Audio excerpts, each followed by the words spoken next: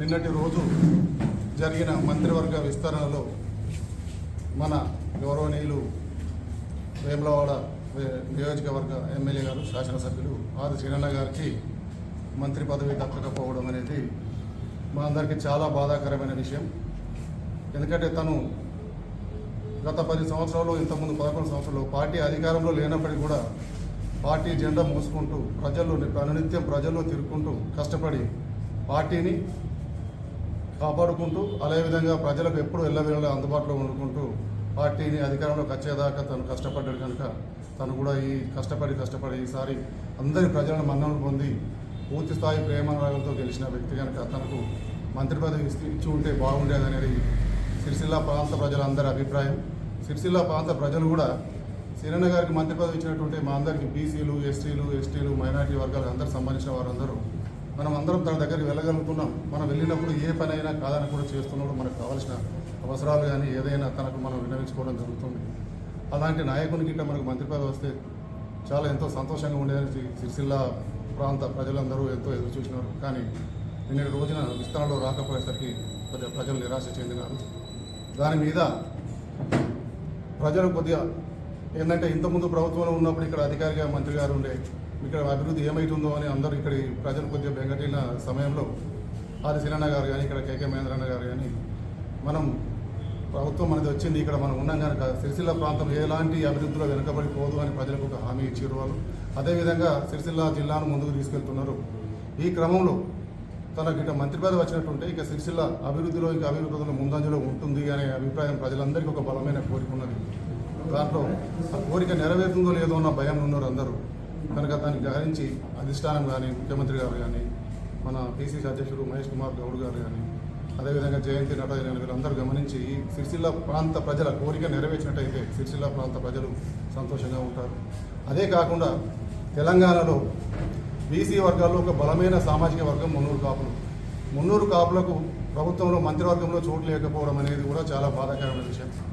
బలమైన సామాజిక వర్గంగా ఉండి రాజకీయంగా అన్ని రకాల ఎదుగుదలలో ఉండి మళ్ళీ ఇంక అంతేకాకుండా మున్నూరు కాపులు అంటేనే రైతులు అంటేనే మున్నూరు కాపులు అనే ఒక పేరు బయటకు వచ్చింది కనుక వచ్చిన ప్రభుత్వమే రైతు రాజ్యం రైతు ప్రభుత్వం అనే పేరు వచ్చింది. అందులో రైతులో నుంచి మున్నూరు కాపులకు చోటు లేకపోవడం అనేది కొద్దిగా బాధాకరమైన విషయం. దాన్ని కూడా గమనించాలి అధిష్టానం. అదేవిధంగా ప్రతిరోజు ఎలాగంటే ఈ రోజు నేను సిరిసిల్లలో ఉంటున్నాను, ఈ టైంలో వెమ్లాలో ఉంటున్నాను, ఈ టైంలో రుద్రంలో ఉంటున్నాను, ఈ టైంలో ఎల్లాడిపేట ఉంటున్నాను తన షెడ్యూల్ ప్రకటించి ఎల్లవేళలా ప్రజలకు అందుబాటులో ఉండి ప్రజలకు అవసరం ఏది ఉంది, ఏ అవసరం ఉన్నది, ఈ ప్రాంత ప్రజలకు ఏ అవసరం తీర్చినట్టయితే మా ప్రాంత ప్రజల కష్టాలు తీరుతాయని మంచి మనసున్న నాయకుడు ఆది శ్రీనన్న. అలాంటి గొప్ప నాయకునికి ఎంత పెద్ద పదవి వచ్చినా తక్కువనే, ఎంత పెద్ద పదవి వచ్చినా కానీ ఏ పదవి వచ్చినా కానీ మన సిరిసిల్ల ప్రాంత ప్రజలందరికీ కష్టాలు నెరవేరుతాయని అభిప్రాయం ఉంది అందరికీ. అదేవిధంగా ప్రతిరోజు అనునిత్యం ప్రజల్లో ఉండుకుంటూ ప్రజాపాలన అంటే ఏంటి అనేది ఇప్పటివరకు అందరూ మాట్లాడారు. ప్రభుత్వాలు ప్రజాపాలన అంటే ఏంటిది అనేది శ్రీనన్న గారు చూపిస్తున్నారు, తను నిరూపిస్తున్నారు. ఇక్కడ ఎట్లా అంటే ప్రజల వద్దకే పాలన. ఏ గ్రామానికి వెళ్ళినా ఎక్కడికి వెళ్ళినా కానీ వాళ్ళ అవసరాలు ఉంటే శ్రీనన్నను సంప్రదించవచ్చు. అంటే వాళ్ళ ఊరికి వాళ్ళ గడపకే వెళ్ళి వాళ్ళ అవసరాలు వాళ్ళ కష్టాలు తెలుసుకుంటున్నారు. అంటే ప్రజాపాలన అంటే ఏంటిది అనేది నిరూపించి తన చేతల్లో చూపిస్తున్నాం. అలాంటి నాయకునికి మంత్రి పదవి రాకపోవడం అనేది బాధాకరమైన విషయం. తన చేష్టల వల్ల తను చేస్తున్న వ్యవహారం వల్ల పార్టీకి మంచి పేరు వస్తుంది, ప్రభుత్వానికి మంచి పేరు వస్తుంది కనుక తనకిట ఇంకా మంత్రి పదవి ఇచ్చినట్టుంటే రాష్ట్ర స్థాయిలో తన కార్యక్రమాలు ఇంకా విస్తృతపరచుకుంటూ ప్రజలకు సేవ చేసే అవకాశం ఉంటుంది. అంతేకాకుండా ఒక బలమైన సామాజిక వర్గం అని మీరే చెప్పుకుంటున్నారు అని అందరూ అంటున్నారు. బలమైన సామాజిక వర్గం మున్నూరు కాపులు రాష్ట్రంలో అన్ని జిల్లాల నుండి సమూహంగా ఉండి ఇంతమంది మేము ఉన్నాం. మాకు ఇప్పుడు ఇంతకుముందు గడిచిన ప్రభుత్వాల్లో అన్నిట్లలో మనకు మంత్రివర్గంలో చోటు లభించింది, కానీ ఇప్పుడు చోటు లభించకపోవడం కొద్దిగా బాధ అనిపిస్తుంది. కనుక మనం ముఖ్యమంత్రి గారికి ఒకసారి మనం విన్నవించుకోవాలని అందరి నోటి నుంచి వచ్చిన ఏకైక అభిప్రాయం దాన్ని వెలిగించడానికి ఈ ప్రెస్ మీట్ ఏర్పాటు చేయడం జరుగుతుంది.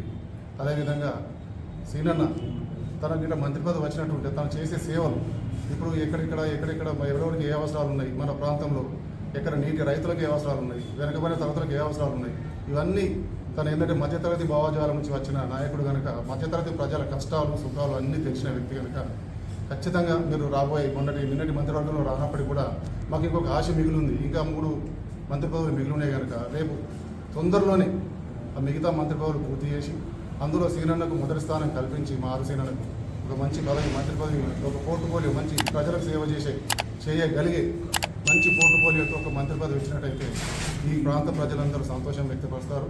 ఒక మున్నూరు కాపులే కాకుండా బీసీ, ఎస్సీ, ఎస్టీ, మైనార్టీ వర్గాలందరూ హర్షం కలిగిస్తారు. తప్పకుండా ఈ అంశం మీద దృష్టి పెట్టి ఎంత మంచి మనసున్న నాయకుడికి ఒక మంత్రి పదవి, మంచి పోర్టుఫోలియో గల మంత్రి పదవి ఇచ్చి వారికి న్యాయం చేసి మా ప్రాంత ప్రజలు, సిరిసిల్ల ప్రాంత ప్రజలకు న్యాయం చేయాలని ముఖ్యమంత్రి రేవంత్ రెడ్డి గారికి, అదేవిధంగా పిసిసి అధ్యక్షుడు మహేష్ కుమార్ గౌడ్ గారికి, అదేవిధంగా మా తెలంగాణ ఇన్ఛార్జ్ జయంతి నటరాజ్ గారికి విజ్ఞప్తి చేస్తున్నాం. తొందరలోనే మా ఆశ నెరవేరుతుంది. మాకు సీనన్నకు మంత్రి పదవి వస్తుందని మేము మీద నమ్మకంతో ఉంటున్నామని మీ అందరికీ తెలియజేసుకుంటూ జై హింద్.